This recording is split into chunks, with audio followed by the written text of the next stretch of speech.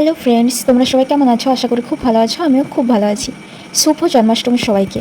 আজ আমার গোপুসোনার জন্মদিন, তাই সকাল সকাল চলে এসেছি মন্দিরে পুজো দিতে।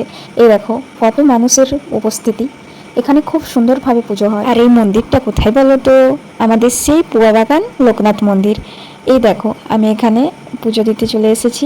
আর এখানে এই ছোট্ট গোপালটাকে দেখতে পাচ্ছ? এ হচ্ছে আমাদেরই একটা দিদির ছেলে। এই দেখো কি মিষ্টিভাবে সেজেছে, তাই? আর এখানে পুজো শুরু হয়ে গেছে। প্রচুর মানুষ এখানে পুজো দিতে আসে। মন্দিরটা দেখে চোখ জুড়িয়ে যাচ্ছে। দেওয়ালের মধ্যে রং তুলি দিয়ে আঁকা নিখুঁত কারুকার্য। চলো এবার একটু কীর্তন আরতি পুজো দেখে নিই।